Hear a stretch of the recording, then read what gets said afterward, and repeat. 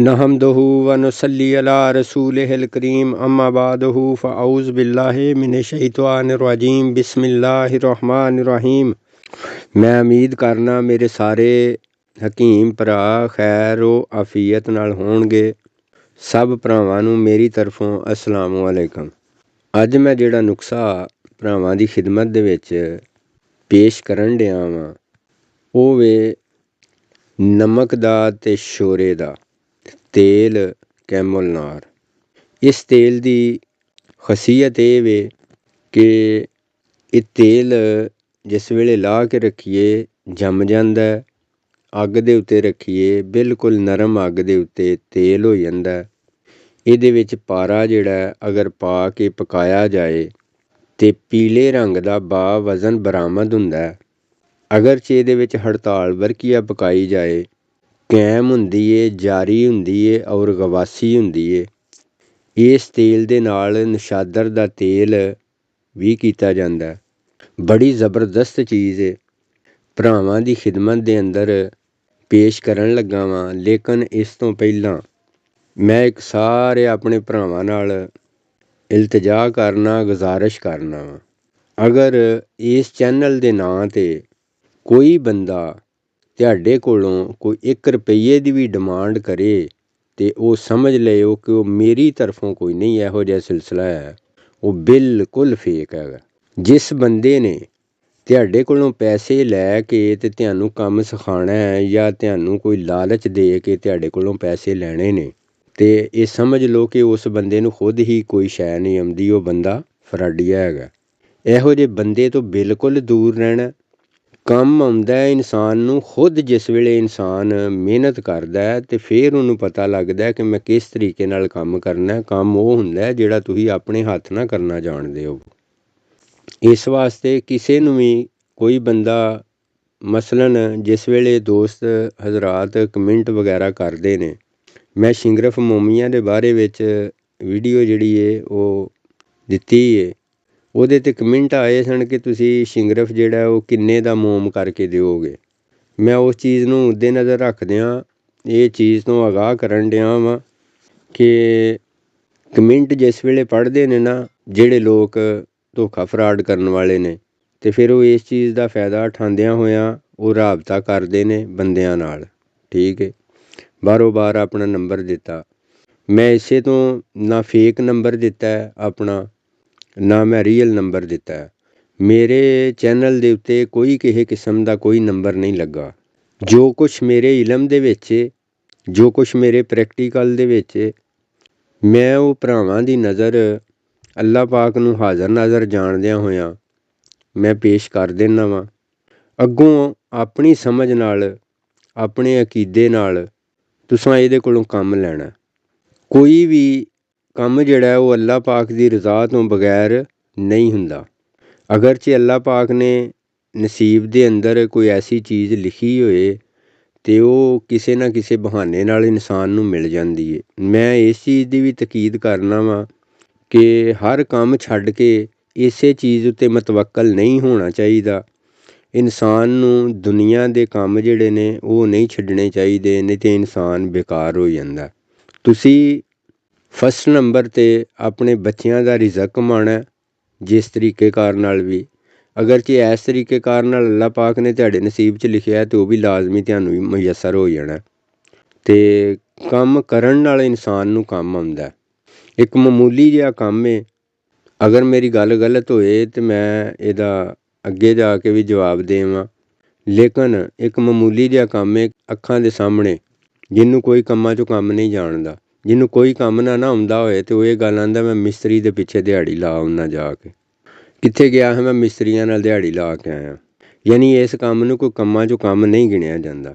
6 ਮਹੀਨੇ ਜਾਂ ਸਾਲ ਖਲੋ ਕੇ ਵਹਿੰਦਾ ਰਹਿ, ਇਨਸਾਨ ਖਲੋ ਕੇ ਵਹਿੰਦਾ ਰਹੇ ਕਿ ਮਿਸਤਰੀ ਕਿਵੇਂ ਕਾਂਡੀ ਨਾਲ ਮਸਾਲਾ ਚੁੱਕਦਾ, ਕਿਵੇਂ ਵਿਛਾਉਂਦਾ, ਕਿਵੇਂ ਪਾਉਂਦਾ, ਸਾਰਾ ਕੁਛ। ਸਾਲ ਤੋਂ ਬਾਅਦ ਦੇ ਵਿੱਚ ਮਿਸਤਰੀ ਦੇ ਹੱਥ 'ਚੋਂ ਕਾਂਡੀ ਫੜ ਕੇ ਅਤੇ ਜਿਸ ਵੇਲੇ ਮਸਾਲਾ ਪਾਉਣ ਲੱਗੇਗਾ ਨਾ ਤਾਂ ਉਹਦੇ ਨਾਲ ਦਾ ਮਸਾਲਾ ਹੀ ਨਹੀਂ ਵਿਛਾ ਸਕਦਾ। ਫਸਟ ਨੰਬਰ ਇੱਟ ਲਾਉਣੀ ਤਾਂ ਦੂਰ ਦੀ ਗੱਲ ਹੈ, ਉਹਦੇ ਨਾਲ ਦਾ ਮਸਾਲਾ ਹੀ ਨਹੀਂ ਵਿਛਾਇਆ ਜਾਏਗਾ। ਇਸ ਵਾਸਤੇ ਮੈਂ ਆਪਣੇ ਸਾਰੇ ਭੈਣ ਭਰਾਵਾਂ ਨਾਲ ਮਤਲਬ ਸਾਰਿਆਂ ਭਰਾਵਾਂ ਨਾਲ ਸਾਰੇ ਹਕੀਮ ਭਰਾਵਾਂ ਨਾਲ ਮੈਂ ਇਲਤਜਾ ਕਰਨਾ ਕਿ ਯਾਰ ਕੰਮ ਜਿਹੜਾ ਉਹਦੇ ਵਿੱਚ ਜਦੋਂ ਤੁਹਾਨੂੰ ਆਪਣੀ ਰੈਸਟ ਦਾ ਟਾਈਮ ਹੋਏ ਨਾ, ਕਿ ਮਸਲਨ ਤੁਸੀਂ ਬੱਚਿਆਂ ਦੀ ਰੋਟੀ ਕਮਾਈ ਹੈ, ਤੁਸੀਂ ਆ ਗਏ ਹੋ, ਨਹਾਤੇ ਧੋਤੇ ਹੋ, ਫਾਰਗ ਹੋਏ ਹੋ, ਤੁਸੀਂ ਰਿਸਰਚ ਕਰਨੀ ਹੈ, ਤਾਂ ਉਹ ਆਪਣਾ ਟਾਈਮ ਜਿਹੜਾ ਆਪਣਾ ਜ਼ਾਤੀ ਟਾਈਮ ਤੁਹਾਂ ਜਿਹੜਾ ਉਹ ਦੇਣਾ, ਬੱਚਿਆਂ ਦਾ ਹੱਕ ਨਹੀਂ। ਆਪਣਾ ਜ਼ਾਤੀ ਟਾਈਮ ਇਹਦੇ ਵਿੱਚ ਮਿਹਨਤ ਕਰਨੀ ਹੈ, ਅਤੇ ਫਿਰ ਕਤਰੇ ਕਤਰੇ ਨਾਲ ਦਰਿਆ ਜਿਹੜਾ ਨਾ ਉਹ ਇੱਕ ਦਿਨ ਭਰ ਜਾਂਦਾ, ਇਹਦੇ ਵਿੱਚ ਕੋਈ ਸ਼ੱਕ ਨਹੀਂ ਹੈ। ਅਤੇ ਨਾਲ ਅੱਲਾ ਪਾਕ ਦੀ ਹਮਦੋ ਸਨਾ ਕਰਨੀ ਹੈ। ਕਿਸੇ ਬੰਦੇ ਉੱਤੇ ਇਨਹਸਾਰ ਨਹੀਂ ਰੱਖਣਾ, ਨਾ ਕਿਸੇ ਬੰਦੇ ਨੂੰ ਪੈਸੇ ਦੇ ਕੇ ਅਤੇ ਉਹਦੇ ਕੋਲੋਂ ਕੰਮ ਸਿੱਖਣ ਦੀ ਕੋਸ਼ਿਸ਼ ਕਰਨੀ ਹੈ, ਠੀਕ ਹੈ। ਅਤੇ ਮੈਂ ਨੁਕਸਾ ਜਿਹੜਾ ਉਹ ਬਿਆਨ ਲੱਗਾ ਵਾਂ ਕਰਨ। ਬਹਰਹਾਲ ਅਗਰਚੇ ਤੁਸੀਂ ਕਿਸੇ ਨੂੰ ਮੇਰੇ ਚੈਨਲ ਦੇ ਤਵੱਸਸ ਨਾਲ ਕਿਸੇ ਨੂੰ ਪੈਸੇ ਦੇਣੇ ਨੇ ਅਤੇ ਤੁਸੀਂ ਉਹਦੇ ਜਵਾਬਦਾਰ ਖੁਦ ਹੀ ਹੋ। ਮੈਂ ਤੁਹਾਡੇ ਤੋਂ ਇਸ ਗੱਲ ਤੋਂ ਬਰੀਓ ਜ਼ਮਾਂ ਵਾਂ, ਇਸ ਦੁਨੀਆ ਵਿੱਚ ਵੀ ਆਖਰਤ ਵਿੱਚ ਵੀ। ਮੈਂ ਵਾਜ਼ਿਆ ਇਸ ਚੀਜ਼ ਦਾ ਐਲਾਨ ਕਰ ਦਿੱਤਾ ਹੈ ਕਿ ਇਸ ਮੁਤਲਕ ਨਾ ਮੈਂ ਕਿਸੇ ਕੋਲੋਂ ਪੈਸੇ ਲੈਣੇ ਚਾਹੁੰਦਾ ਵਾਂ, ਨਾ ਮੈਂ ਕਿਸੇ ਕੋਲੋਂ ਮੰਗਣਾ, 1 ਰੁਪਈਆ ਤੱਕ ਮੈਂ ਕਿਸੇ ਕੋਲੋਂ ਨਹੀਂ ਲੈਣਾ ਚਾਹੁੰਦਾ। ਅਤੇ ਬਰਾਏ ਮਿਹਰਬਾਨੀ ਇਸ ਚੀਜ਼ ਤੋਂ ਤੁਸੀਂ ਵੀ ਪਰਹੇਜ਼ ਕਰਿਓ। ਕੋਈ ਆਪਣਾ ਕਰੀਬੀ ਸਾਥੀ ਵੇਖ ਲਈਦਾ ਹੁੰਦਾ ਕਿ ਜਿਹੜਾ ਤਜਰਬਾ ਰੱਖਦਾ ਹੋਏ, ਉਹਦੇ ਨਾਲ ਇਹ ਸਿਆਣੇ ਆਖਦੇ ਨੇ 1 1 ਅਤੇ 2 11, ਉਹਦੇ ਨਾਲ ਮਸ਼ਵਰੇ ਨਾਲ ਬੰਦਾ ਕੰਮ ਜਿਹੜਾ ਉਹ ਕਰ ਲੈਂਦਾ, ਅਤੇ ਰਸਤਾ ਜਿਹੜਾ ਉਹ ਹਮਵਾਰ ਇਨਸਾਨ ਦਾ ਹੁੰਦਾ ਰਹਿੰਦਾ। ਕੋਈ ਵੀ ਕੰਮ ਕਰਨਾ ਹੋਏ ਅਤੇ ਉਹਦੀ ਤਿਆਰੀ ਕੀਤੀ ਜਾਂਦੀ ਹੈ, ਉਹਨੂੰ ਸੋਚਿਆ ਜਾਂਦਾ, ਉਹਦੇ 'ਤੇ ਵਿਚਾਰ ਕੀਤਾ ਜਾਂਦਾ, ਅਤੇ ਫਿਰ ਜਾ ਕੇ ਐਸਾ ਨਹੀਂ ਕਰਨਾ ਕਿ ਇੱਕ ਨੂੰ ਛੱਡਿਆ ਦੂਸਰਾ ਸ਼ੁਰੂ ਕਰ ਲਿਆ, ਦੂਸਰੇ ਨੂੰ ਛੱਡਿਆ ਤੀਸਰਾ ਸ਼ੁਰੂ ਕਰ ਲਿਆ, ਐਸ ਰੁਕ ਨਹੀਂ ਕੰਮ ਹੁੰਦਾ। ਕੋਈ ਵੀ ਨੁਕਸਾ ਮੁੰਤਖਬ ਕਰਨਾ ਹੈ ਅਤੇ ਫਿਰ ਉਹਦੇ ਉੱਤੇ ਪੂਰੀ ਰਿਸਰਚ ਕਰਨੀ ਹੈ, ਅਤੇ ਫਿਰ ਅੱਲਾ ਦੀ ਜ਼ਾਤ ਰਸਤੇ ਹਮਵਾਰ ਕਰ ਦਿੰਦੀ ਹੈ। ਅੱਛਾ, ਹੁਣ ਮੈਂ ਕੀ ਕਰਨਾ ਵਾ, ਨੁਕਸੇ ਦੀ ਤਰਫ ਆਉਂਦੇ ਹਾਂ। ਮੈਂ ਕੀ ਕਰਨਾ ਵਾ, ਮੈਂ ਲੈਂਦਾ ਵਾਂ ਸਭ ਤੋਂ ਪਹਿਲਾਂ ਕਲਮੀ ਸ਼ੋਰਾ 5 ਤੋਲੇ। ਕਲਮੀ ਸ਼ੋਰਾ ਉਹ ਲੈਂਦਾ ਜਿਹੜਾ ਕੜਾਹੀ ਦੇ ਅੰਦਰ ਚੱਕਰ ਖਾਣ ਦੀ ਸਲੀਅਤ ਰੱਖਦਾ ਹੋਵੇ, ਯਾਨੀ ਪਿਘਲਦਾ ਹੋਵੇ।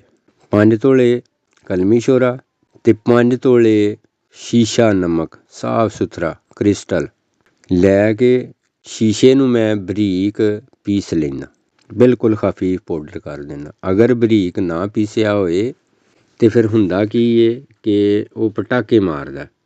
ਅਗਰ ਸ਼ੀਸ਼ਾ ਨਮਕ ਬਿਲਕੁਲ ਬਰੀਕ ਨਾ ਪੀਸਿਆ ਹੋਏ, ਕੱਪੜ ਛਾਣ ਨਾ ਕੀਤਾ ਹੋਏ, ਅਤੇ ਫਿਰ ਜਿਸ ਵੇਲੇ ਪਿਘਲੇ ਸ਼ੋਰੇ ਦੇ ਅੰਦਰ ਉਹਨੂੰ ਤਰਾ ਕੀਤਾ ਜਾਂਦਾ ਅਤੇ ਉਹ ਪਟਾਕੇ ਮਾਰਦਾ।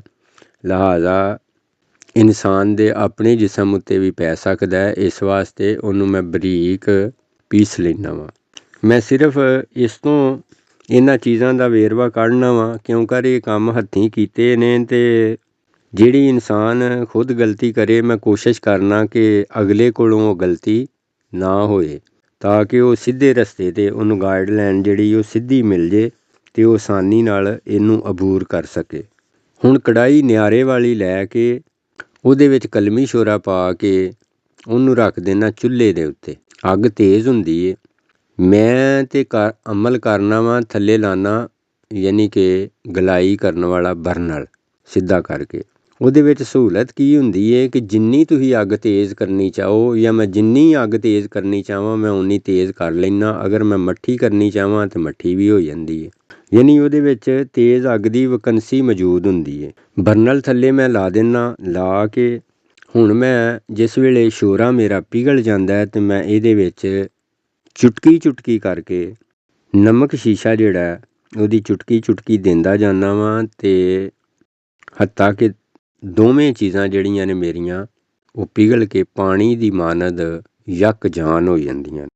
ਜਿਸ ਵੇਲੇ ਦੋਵੇਂ ਮੇਰੇ ਮਵਾਦ ਕਲਮੀ ਸ਼ੋਰਾ ਅਤੇ ਸ਼ੀਸ਼ਾ ਨਮਕ ਦੋਵੇਂ ਗਲ ਜਾਂਦੇ ਨੇ, ਯੱਕ ਜਾਨ ਹੋ ਜਾਂਦੇ ਨੇ, ਅਤੇ ਮੈਂ ਅੱਗ ਜਿਹੜੀ ਹੈ ਉਹ ਬੰਦ ਕਰ ਦਿੰਦਾ ਵਾਂ। ਕੜਾਹੀ ਨੂੰ ਠੰਡਿਆਂ ਹੋਣ ਦਾ ਮੌਕਾ ਦੇਣਾ, ਇੰਤਜ਼ਾਰ ਕਰਨਾ। ਜਿਸ ਵੇਲੇ ਠੰਡਾ ਹੋ ਜਾਂਦਾ ਅਤੇ ਮੈਂ ਉਹਦੇ ਵਿੱਚੋਂ ਇਹ ਦੋਵੇਂ ਚੀਜ਼ਾਂ ਕੱਢ ਕੇ ਹਾਵਨ ਦਸਤੇ ਦੇ ਵਿੱਚ ਪਾ ਕੇ ਉਹਨੂੰ ਬਿਲਕੁਲ ਮਿਸਲੇ ਗਬਾਰ ਕਰ ਦਿੰਦਾ ਵਾਂ, ਟੈਲਕਮ ਪਾਊਡਰ ਕਰ ਦਿੰਦਾ ਵਾਂ, ਬਿਲਕੁਲ ਬਰੀਕ ਕਰਕੇ।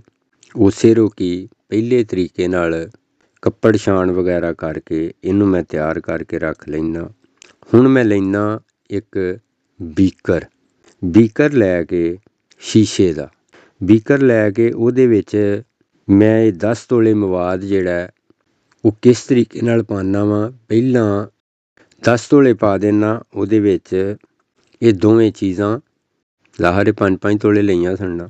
ਦੋਵੇਂ ਚੀਜ਼ਾਂ ਇਹਦੇ ਵਿੱਚ ਤੇਜ਼ਾਬ ਐਡ ਕਰਕੇ ਬੀਕਰ ਦੇ ਅੰਦਰ ਉੱਤੋਂ ਇਹਨਾਂ ਦੋਵਾਂ ਚੀਜ਼ਾਂ ਨੂੰ ਚੁਟਕੀ ਚੁਟਕੀ ਕਰਕੇ ਤੇਜ਼ਾਬ ਦੇ ਅੰਦਰ ਪਾ ਦੇਣਾ। ਤੇਜ਼ਾਬ ਕਾਹਦਾ ਲੈਣਾ? ਤੇਜ਼ਾਬ ਲੈਣਾ ਗੰਧਕ ਦਾ। ਫੇਰ ਬਿਆਨ ਕਰ ਦੇਣਾ, ਤੇਜ਼ਾਬ ਲੈਣਾ ਗੰਧਕ ਦਾ। ਤੇਜ਼ਾਬ ਅੱਛੀ ਕੰਡੀਸ਼ਨ ਦਾ ਲੈਣਾ ਵਾ, ਯਾਨੀ ਕਿ ਵਲੈਤੀ ਤੇਜ਼ਾਬ ਗੰਧਕ ਦਾ ਲੈਣਾ। ਲੈ ਕੇ ਉਹਨੂੰ ਬੀਕਰ ਦੇ ਅੰਦਰ ਪਾ ਕੇ ਉੱਤੇ ਇਹ ਦੋਵਾਂ ਚੀਜ਼ਾਂ ਦਾ ਸਫੂਫ ਜਿਹੜਾ ਉਹਨੂੰ ਚੁਟਕੀ ਚੁਟਕੀ ਕਰਕੇ ਮੈਂ ਪਾ ਦਿੰਦਾ। ਇਹ ਅਮਲ ਕਰਨਾ ਮੈਂ ਖੁੱਲ੍ਹੀ ਜਗ੍ਹਾ ਦੇ ਉੱਤੇ, ਆਬਾਦੀ ਦੇ ਵਿੱਚ ਅਮਲ ਨਹੀਂ ਕਰਦਾ। ਆਪਣੇ ਹੱਥਾਂ ਦੇ ਉੱਤੇ ਗਲਵਜ਼ ਵਗੈਰਾ ਵੀ ਇਸਤੇਮਾਲ ਕਰਨਾ ਵਾ, ਕਿਉਂਕਿ ਇਹ ਗੰਧਕ ਦਾ ਤੇਜ਼ਾਬ ਹੈ।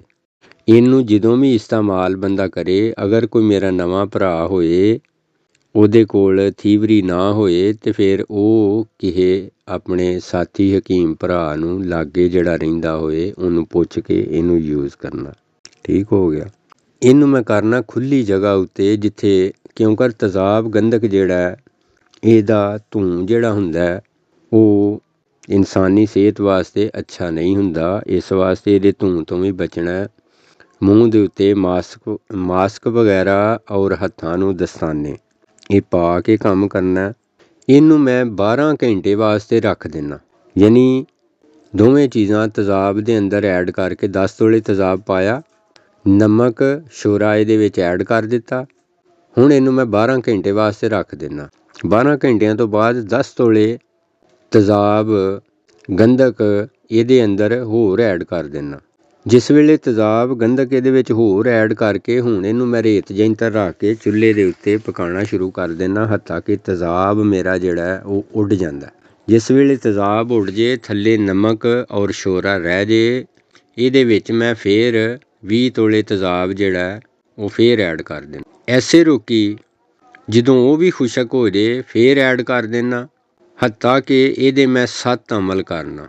7 ਅਮਲ ਕਰਨ ਤੱਕ ਸ਼ੋਰਾ, ਨਮਕ, ਤੇਜ਼ਾਬ ਗੰਧਕ ਦੀ ਗੰਧਕ ਇਹ ਹਰ ਚੀਜ਼ ਤੇਲ ਬਣ ਕੇ ਖੜੇ ਹੋ ਜਾਂਦੇ ਨੇ, ਇਹਨਾਂ ਦੇ ਵਿੱਚੋਂ ਧੂੰ ਵਗੈਰਾ ਨਹੀਂ ਨਿਕਲਦਾ।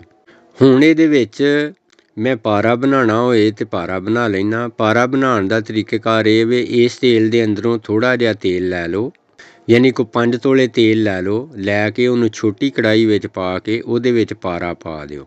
ਐਸੇ ਰੋਕੀ ਬਾਜ਼ਾਰੋਂ ਲੈ ਕੇ ਪਾਰਾ ਪਾ ਦੇਣਾ, ਪਾ ਕੇ ਉਹਨੂੰ ਮੱਠੀ ਹੀਟ ਉੱਤੇ ਰੱਖ ਦੇਣਾ। ਉਹ ਪਾਰਾ ਇਹਦੇ ਵਿੱਚ ਪੱਕਣਾ ਸ਼ੁਰੂ ਹੋ ਜਾਂਦਾ, ਉੱਡਦਾ ਨਹੀਂ।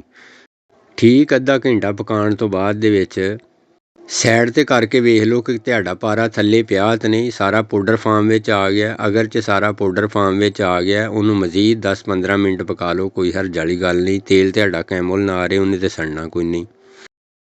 ਜਦੋਂ ਤੁਹਾਡੀ ਤਸੱਲੀ ਹੋਏ ਕਿ ਪਾਰਾ ਪੱਕ ਗਿਆ, ਪਾਰਾ ਇਹਦੇ ਵਿੱਚੋਂ ਨਿਕਲਦਾ ਸੁਨਹਿਰੇ ਰੰਗ ਦਾ, ਖੱਟੇ ਰੰਗ ਦਾ, ਅੱਗੇ ਉਹਦੇ ਕੋਲੋਂ ਆਪਣੀ ਸੂਝ ਬੂਝ ਨਾਲ ਤੁਸੀਂ ਜਿਹੜਾ ਕੰਮ ਲੈਣਾ ਹੋਏ ਉਹ ਲੈ ਸਕਦੇ ਹੋ। ਇਸ ਤੋਂ ਅੱਗੇ ਹੜਤਾਲ ਵਰਕੀਆ ਇਹਦੇ ਵਿੱਚ ਪਾ ਕੇ ਮੱਠੀ ਹੀਟ 'ਤੇ ਪਕਾਓ ਔਰ ਸੂਏ ਦੀ ਮਦਦ ਨਾਲ ਉਹਨੂੰ ਚੈੱਕ ਕਰਦੇ ਰਹੋ। ਜਿਸ ਵੇਲੇ ਤੁਹਾਡੀ ਉਹ ਮੋਮੀਆਂ ਹੋ ਜੇ ਉਹਨੂੰ ਬਾਹਰ ਕੱਢ ਲਓ।